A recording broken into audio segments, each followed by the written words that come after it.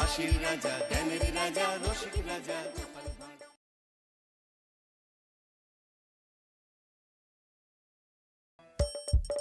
হাসির রাজা, জ্ঞানের রাজা, রসিক রাজা।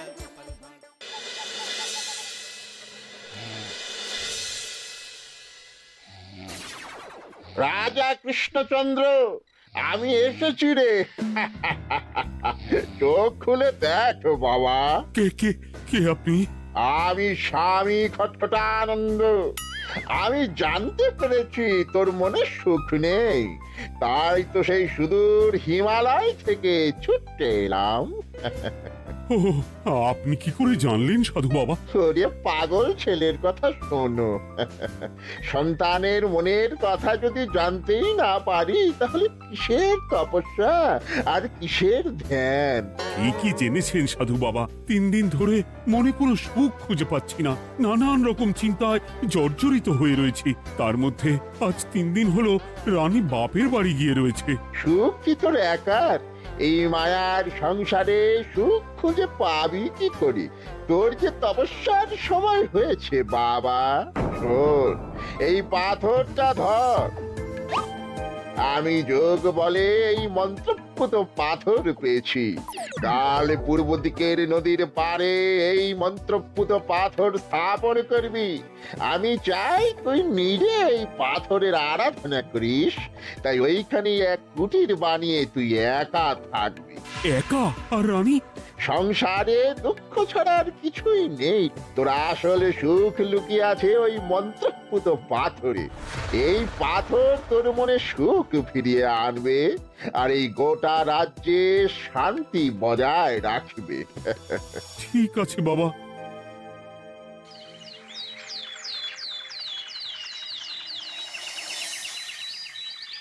জয় বাবা খটখটানন্দের জয়। কি তার জ্যোতি, কি তার ব্যক্তিত্ব, আহ, কি তার কণ্ঠস্বর! এই মন্ত্রপুত পাথর আমার এবং এই রাজ্যের সকলে সুখ শান্তি ফিরিয়ে আনবে। আজ থেকে আমি সাধু বাবার পরামর্শ মতন এখানেই থাকবো। তোমাদের যার যা যা বক্তব্য আমাকে এখানে এসেই বলবে। কোনো চিন্তা করবেন না মহারাজ, আমি সব সামলে নেব। আপনি নিষ্ঠা সহকারে সাধু বাবার আদেশ পালন করুন। মহারাজ, যার নামেই খট তার কথাই ভরসা করা কি ঠিক হবে? একটা সামান্য পাথর কি করে সুখ ফিরিয়ে আনবে মহারাজ? বিষয়টা কি খটখটানন্দের মতন খটকার নয়? এটা মোটেই সামান্য পাথর নয় গোপাল, এটা মন্ত্রপুত পাথর। আর এসব হচ্ছে বিশ্বাসের ব্যাপার। শুধু তোমার মতন ভাঁড় দিয়ে কি আর রাজ্য চলে? রাজ্য চালাতে গেলে ভক্তি, শ্রদ্ধা, আশীর্বাদও দরকার হয়। কি শাস্ত্রে বলে বিশ্বাসে মিলায় বস্তু, তর্কে বহুদূর। কিন্তু মহারাজ, রাজ্যটাও তো চালাতে হবে। আপনি এখানে থাকলে এই রাজ্যের কি হবে মহারাজ? একবার ভেবে দেখুন, সাধু বাবা আসল না হয়ে নকলও তো হতে পারে।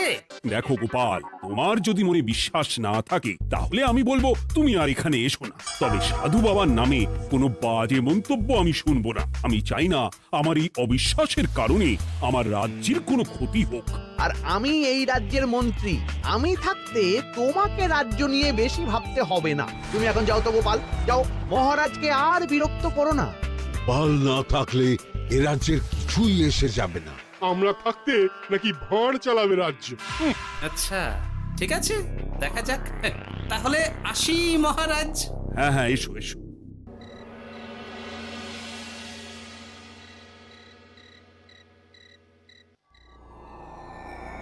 মহারাজ, রানী, তুমি ফিরে এসেছো? এ আমি কি শুনছি মহারাজ? আপনি নাকি প্রাসাদে ফিরবেন না ঠিক করেছেন? হ্যাঁ রানী, তুমি ঠিকই শুনেছো।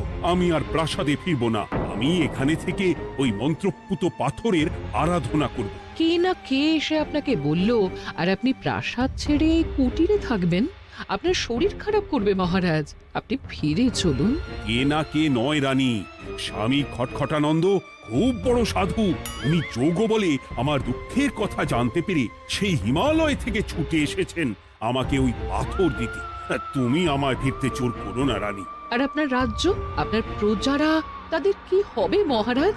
সে নিয়ে তুমি ভেবো না রানী। আমি এখানে বসেই মন্ত্রীকে দিয়ে সবটা সামলে নেব। তাহলে আমিও আপনার সাথে এখানে থাকবো। আপনাকে ছাড়া আমি প্রাসাদে ফিরবো না। তা হয় না রানী, সাধু বাবা আমাকে একা থাকতে বলেছেন। এসব ধ্যান যোগ আরাধনা একা করতে হয়। গোপাল সবটা জানে মহারাজ। আহ, আমার সামনেও নাম করবে না রানী। গোপালের কত বড় সাহস তুমি ভাবো একবার। ও বলে সাধু বাবা ভণ্ডও হতে পারে। আমার তখন ইচ্ছা করছিল ওর মাথার যে কটা চুল আছে সেটাও ছিঁড়ে নিতে। না, আমি আর গোপালের মুখ দেখতে চাই না। আপনি উত্তেজিত হবেন না মহারাজ, আপনি বিশ্রাম করুন, আমি আবার কাল আসবো।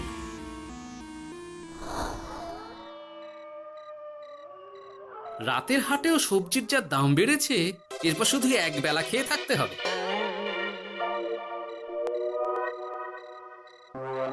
কি হে ভোলা, বাড়ি না গিয়ে এখানে বসে আছো কেন? দুঃখের কথা কি আর বলবো তোমায় গোপাল দাদা। বলোই না, শুনে দেখি। সামনে বর্ষা আসছে, বাড়ির ছাদটাও মেরামত না করলেই নয়। কিন্তু আমার কাছে তো এখন এত টাকা নেই, তাই ওই গিন্নির সাথে পরামর্শ করে গেলাম মহারাজের কাছে সাহায্য চাইতে। থামলে কেন, পুরোটা বলো। কি আর বলবো গোপাল দাদা, মহারাজের উত্তর শুনে আমি তো অবাক। সবই তো বুঝলাম ভোলা, কিন্তু আমার যে কিছুই করার নেই। সাধু বাবা বলেছেন আজ থেকেই রাজ্যের সব সুখ দুঃখের দায়িত্ব ওই মন্ত্রপুত পাথরে। তুমি চিন্তা করো না, এক কাজ করো, তোমার সমস্যার কথা গিয়ে ওই মন্ত্রপুত পাথরের কাছে জানাও। আর তোমরাও আজ থেকে তোমাদের যা চাওয়া পাওয়া আছে সব গিয়ে ওই পাথরকে জানাবে। যা করার পাথরই করবেন। একবার যদি ওই সাধুকে হাতের কাছে পাই না, তাহলে ওই পাথর দিয়েই বেটার মাথা ফাটাব। কিছু বললে গোপাল দাদা? না, কিছু বলিনি। যাও, তুমি বাড়ি যাও, চিন্তা করো না, দেখি কি করা যায়।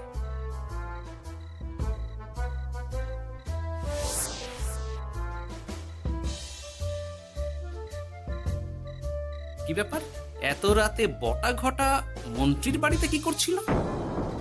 কি বটা ঘটা, আজকে মন্ত্রী মশাইয়ের বাড়ি খাওয়া দাওয়া ছিল?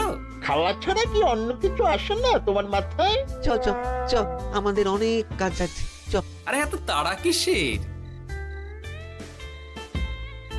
বাবা, বটা ঘটার এত কি গুরুত্বপূর্ণ কাজ যে একেবারে ছুটে পালালো? না, ব্যাপারটা তো সুবিধের ঠেকছে না।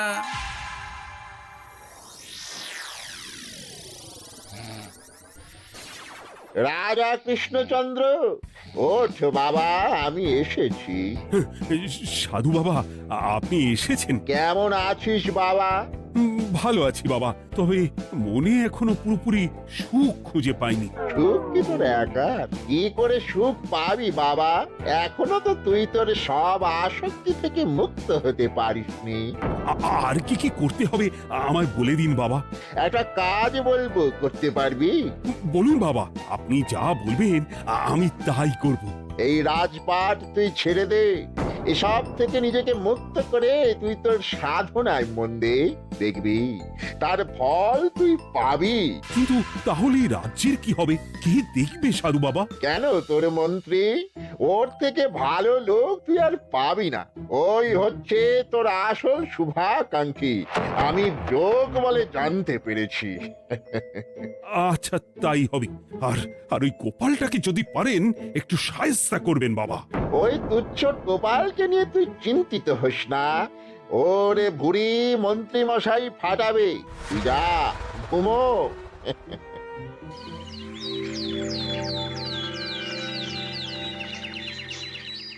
শোনো শোনো শোনো, আজ থেকে মহারাজ কৃষ্ণচন্দ্রের আদেশে এই রাজ্যের ভার এই রাজ্যের মন্ত্রীর। আর মহারাজ নিজে তার কুটিরে নিরিবিলিতে থাকতে চাইছেন। উনি চান না কেউ ওনাকে বিরক্ত করুক। তাই আজ থেকে যার যা সমস্যা সবাই মন্ত্রী মশাইকে জানাবে। মন্ত্রী মশাই যাকে যা বলবেন তাকে তাই শুনতে হবে। শোনো শোনো শোনো। না, মহারাজকে থামাতেই হবে, না হলে বড় বিপদ হয়ে যাবে। যাই।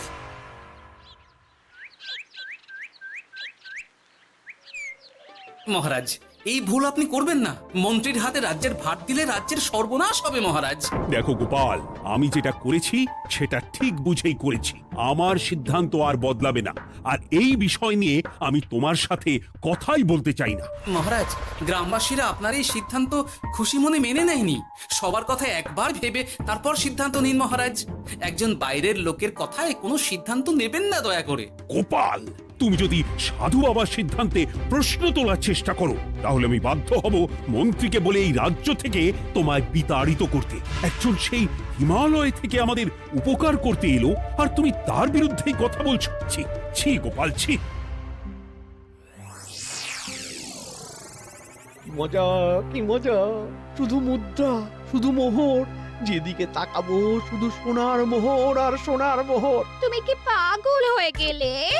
এখনো হয়নি গিন্নি, তবে এবার সত্যি সত্যি হয়ে যাব। এত সোনার মোহর একসাথে হাতে পেলে কেউ কি সুস্থ থাকতে পারে? আর বেশি দিন বাকি নেই যখন কৃষ্ণনগরের কোষাগারের মালিক হব আমি।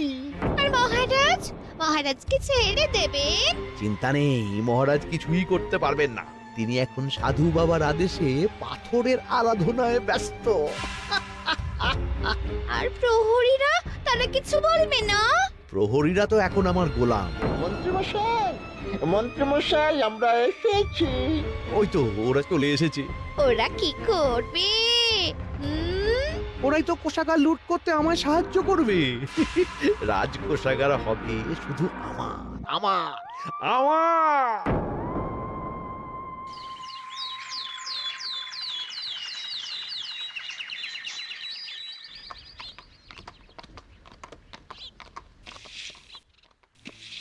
গোপাল, রানীমা, আপনি আমায় ডেকে পাঠালেই তো পারতেন। রাজ্যটার যে কি হবে গোপাল?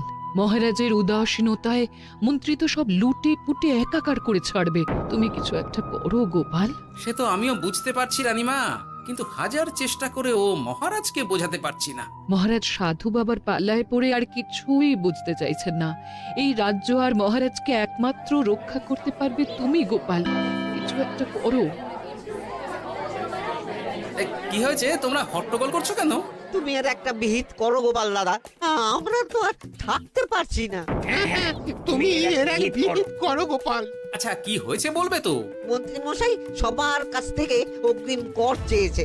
সে প্রহরী পাঠিয়ে সবার বাড়ি বাড়ি বলে এসেছে দুদিনের মধ্যে অগ্রিম কর না দিলে সবাইকে ধরে কারাগারে ভরে দেবে।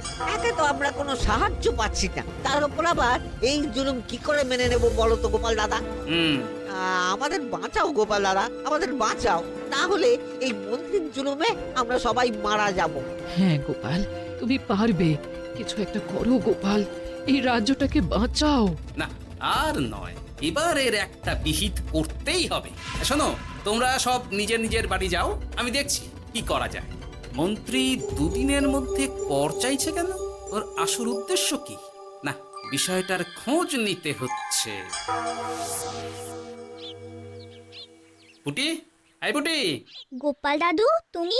শোন, একটা কাজ আছে বুঝলি, বটা ঘটার উপর নজর রাখতে হবে। পারবি তো? হ্যাঁ হ্যাঁ দাদু, এটা আর কি এমন কাজ? এই তোর হাতে ওটা কি রে? ও এটা পুতুল, বাবা এনে দিয়েছে। পাথরটা খুব চেনা চেনা লাগছে, কোথায় যেন দেখেছি। কোথায়?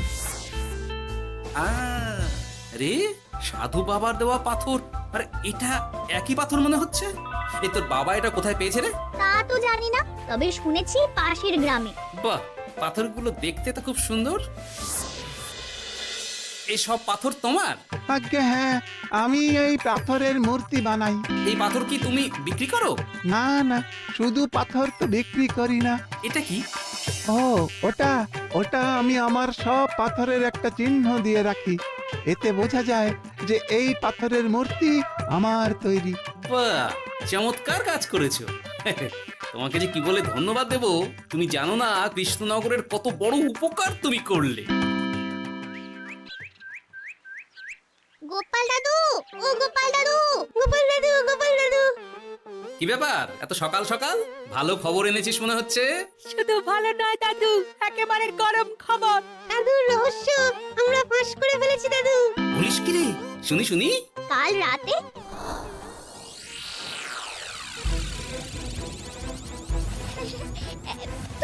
এত সোনা এত মোহর আমি একসাথে কোনো দিন দেখিনি কি গো এইসব আমাদের হ্যাঁ গিন্নি, হ্যাঁ, এই সব আমাদের, সব। ওরে বাবা আমার তো বিশ্বাসই হচ্ছে না ভাবলেই গায়ে কাঁটা দিচ্ছে রে বটা, আজ সাধু সেজে মহারাজের কাছে গেছিলি? হ্যাঁ, মহারাজ তো আজ প্রায় পা ছুঁয়ে প্রণাম করতে যাচ্ছিলেন, কোনো মতে ঠেকিয়েছি। বলেছি প্রণাম নেওয়া আমার গুরুর বারণ আছে। আর আমি তো আজ এমন ধোঁয়া দিয়েছি যে মহারাজ একেবারে কেসে কেসে অস্থির। আর মাত্র 2 দিন, এই 2 দিন খেলাটা চালিয়ে যেতে পারলেই কেল্লা ফতে। আচ্ছা, এবার আমার কাছে পুরো বিষয়টা পরিষ্কার হলো। বাহ, তোরা দারুণ কাজ করেছিস রে। এবার শুধু আজ রাতে প্রমাণটা পেলেই হয়ে যাবে।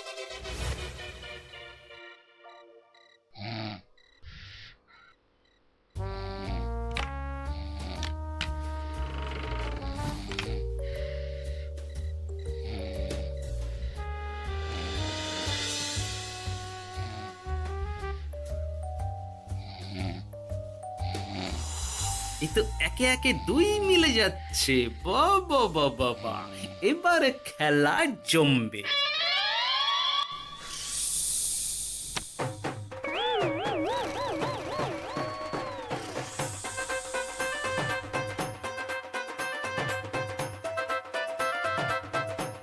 এই ঘটা ঘটা রে, এই ঘরে এত ধোঁয়া এলো কি করে রে? সত্যিই তো, এত ধোঁয়া এলো কি করে? ঘরে কি আগুন লাগলো নাকি রে? এই বটা, ওটা কি রে? হ্যাঁ, এ তো ভূত। আমরা তো কিছু করিনি। আমরা কিছু করিনি, বিশ্বাস করো ভূত দাদা, আমরা কিছুই করিনি। তোরা আমাদের পূর্বপুরুষের প্রস্তর খণ্ড নিয়ে এসেছিস তোদের এত বড় সাহস আজ আমরা তোদের ঘর মটকাবো আমরা কোনো খণ্ডমণ্ড নিইনি ভূত দাদা। এই কথা, তুই কি ওনাদের কোনো খণ্ড এনেছিস? না না না না না, আমি তো অমন কিছু আনিনি। আমার মনে হয় ওই আপনাদের কোথাও একটা ভুল হচ্ছে। মহারাজকে ওই পাথর তোরা কোথা থেকে এনে দিয়েছিস? ওটাই আমাদের প্রস্তর খণ্ড, আমাদের 5 পুরুষের সম্পত্তি। ওটা তো আমরা পাশের গ্রামে এক মূর্তি কারিগরের থেকে চুরি করে এনেছি। আপনারা যান না, যান, ওই কারিগরের কাছে ওরকম অনেক পাথর আছে। আমাদের ওটাই চাই। ও বাবা, উনি আবার কে? আমাদের দাদু তৃতীয় পুরুষ। ও দাদু, এই চুরি ভূত দাদু, ওটা আনতে গেলে না মন্ত্রী মশাই আমাদের খুব মারবে। খা, ওদের মুন্ডু চিবিয়ে খা। না না, ওরকম করবেন না দাদু ভূত, তাতে আমাদের খুব লাগবে। তাহলে বল, মন্ত্রীর আসল উদ্দেশ্য কি? 2 দিন পর ও কি করবে? 2 দিন পরে মন্ত্রী মশাই কোষাগার লুট করে রাজ্য থেকে পালাবেন। এবার আমাদের ছেড়ে দিন দাদু ভূত। তোদের ছাড়তে পারি একটাই শর্তে। বলুন বলুন।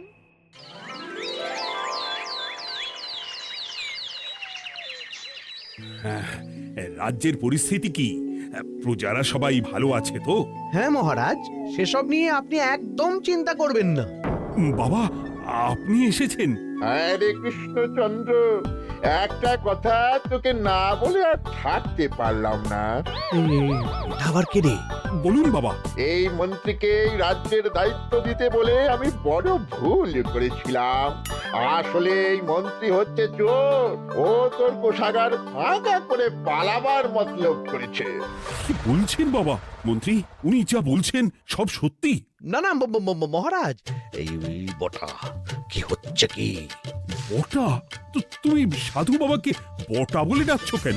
আমি বলি কি বাবা, এই মন্ত্রীকে তুই শুলে দে। বটা, তুই থামবি? আমার খেয়ে আমায় ছুরি মারা? ওর কথা আপনি বিশ্বাস করবেন না মহারাজ, ও সাধু নয়, ও ভণ্ড। মানেটা কি? মন্ত্রী মশাই ঠিকই বলছেন মহারাজ।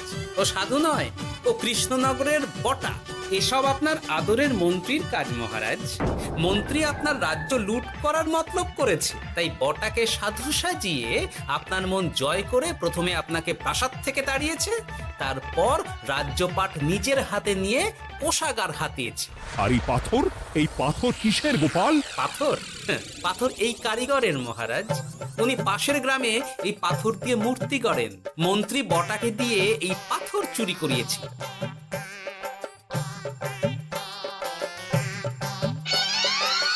ওই পাথর আমার মহারাজ।